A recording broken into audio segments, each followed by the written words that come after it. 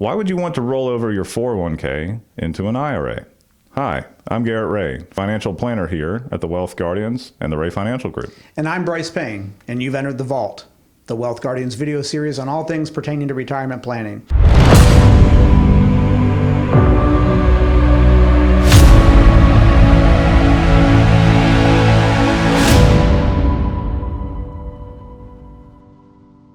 In this episode, we're going to discuss why one would consider rolling over their 401k to an IRA. We're going to cover the differences between a 401k plan and an IRA, when you can initiate a rollover, and the pros and cons of either rolling over or not rolling over.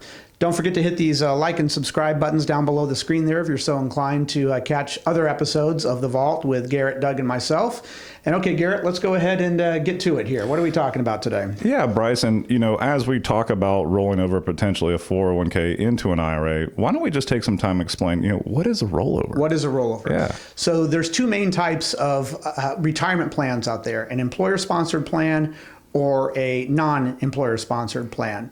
An employer-sponsored plan, we'll just call those 401ks for the sake of this episode, but when we say 401k, we're also referring to 401as, 403bs, 457s, TSP accounts, oftentimes profit-sharing plans. So all of those types are employer-sponsored plans, which means it is a plan that you can only contribute to while you are working with that employer, and oftentimes there is a match that your employer will contribute to that employer-sponsored plan or 401k.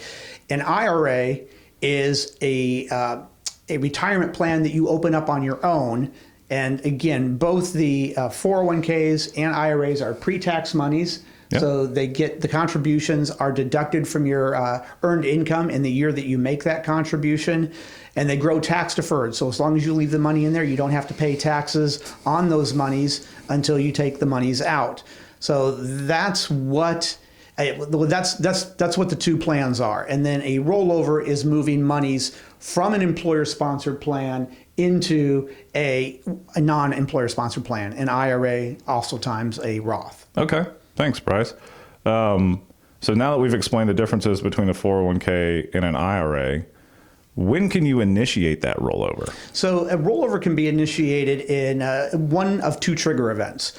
One, if you leave your employer. So if you've been there for 1 year, 5 years, 10 years, and you've been making contributions to that 401k, as soon as you are no longer working with that employer, that frees you up to take the balance of that account, at least the vested balance of that account out, and take it with you wherever you go. You could roll it over to another employer-sponsored plan if you become employed with someone else, and they've got a plan. In most cases, they'll allow you to roll your old 401k into that new one. Don't necessarily mean that that's the right thing to do, but that is an option in most cases. Okay. You could roll it over into an IRA or Roth, depending on if it's pre-tax money or after-tax money.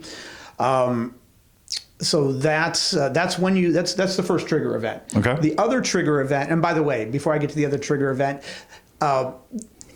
sometimes some employer-sponsored plans require that you be with that employer for a certain number of years or a certain period of time. The vesting period. Yeah, the vesting period before their contributions are truly yours. Right. So if you've been contributing and the employer's been putting in a match, there might be a qualification on that where they say, this match really isn't yours until you've worked for us for 5 years. So if you leave after 3 years, it might be only a percentage of that match is yours, or maybe none of it at all. But you're still allowed to roll over at least your portion.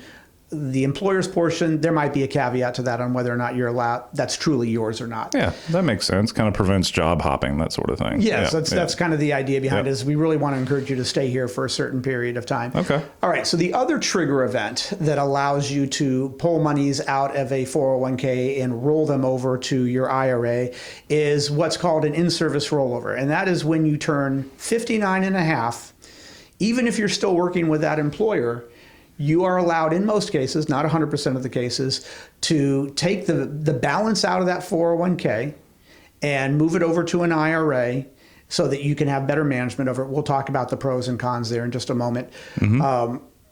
So even if you're still working with that employer, once you've reached 59 and a half, it's called an in-service rollover. That's the second trigger event that would allow you to do a rollover. So that sounds pretty good, Brice. So if I'm 59 and a half or older, in most cases, depending on the company, I can take the funds in my 401k, roll those out to an IRA, and still participate in my company's plan. It doesn't change your paycheck to paycheck contributions or the investments inside that. You're just taking the current balance and moving it out. Okay. Right. Great. So the next time you got a paycheck, if you were putting $200 from that paycheck into your 401k, it's just starting it over again. Fair enough. Yep. So now that we've kind of explained that option is available to people, let's dig in a little bit on what are some of the pros and the cons of doing that rollover from a 401k to an IRA. Right. So here comes kind of the advice part of the Vault episode. And we are not giving you advice because we don't know the details on your specific situation.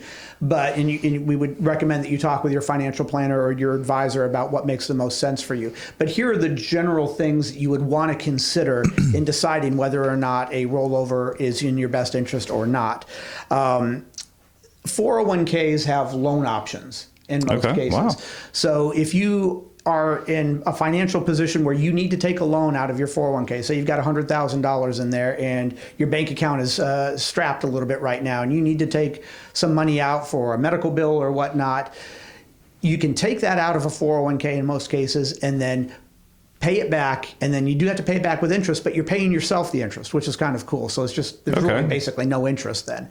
Gotcha. You would not have that option available to you in most cases in an IRA. So if you are in a position where you think, hey, I might need to take a loan out from this 401k because I don't have a lot of assets elsewhere, then keeping some of the money in a 401k might be to your advantage in that situation. Yeah, maybe they know they're getting ready to have a child, bring a child into the world. There might be some additional expenses associated with that. Very good point. Very good point. Yep.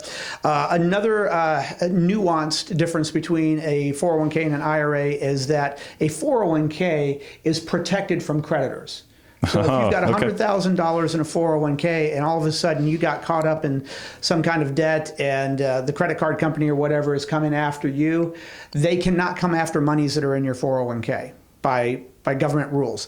They can come after monies that you've got in an IRA. So that's a key difference. Now, it's not going to apply to a lot of people, but if it does apply to you, that's kind of a big deal, is you want to make sure that your assets are protected from creditors. Yeah. Another one. The age 55 rule. So this one is under a lot of people's radar. A lot of people are aware that once you turn 59 and a half, you can take distributions from your IRA or your 401k. Right. Maybe you retired early at 59 and a half, and now you're eligible to be, you don't want to file for Social Security yet, or you can't file for Social Security yet, but you need distributions to live off of.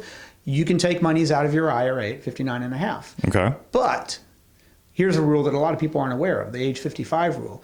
If it is your most recent 401k and you decide to retire at 55 and you're going to need monies, you can't take money out of your IRA at age 55. But if you had left some of those monies in your most recent 401k, at 55, you are allowed to take distributions from your 401k, and there will not be any IRS penalties for taking it out early. Interesting. So we're all aware of the 59 and a half rule. Right. But if it's still in your 401k and it was your most recent employer, you are allowed to take money out of that 401k if you've retired from that company at 55. So you're telling me, Brice, let's say I worked at Ford Motor Company. Ford has a 401k, and I'm age 55 and I retire from Ford, and I leave some monies in that 401k.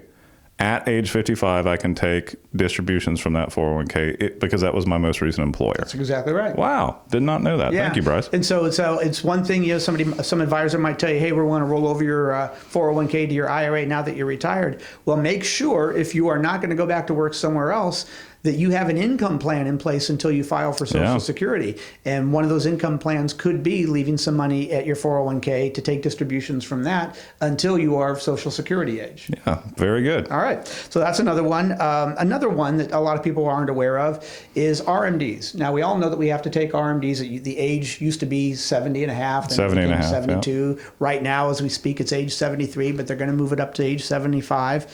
And because they keep moving that age up, this becomes less and less relevant.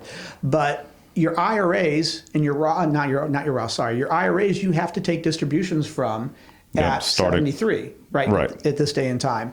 Well, if you are still working and you've got monies in a 401k, you do not have to take RMDs from your 401k until you have retired. Okay. So that might be another, if you're not going to need those monies, okay, maybe you could leave them in your 401k as long as you're working anyway and not have to take distributions from them. Very good. So that's another one.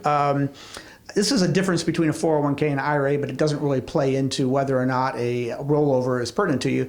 But the contribution limits. IRA has a contribution limit of $6,500 if you're under 50, $7,500 if you're over 50. And Garrett, what's the RMD? Not the RMD. What's the contribution limit for 401k or employer plan?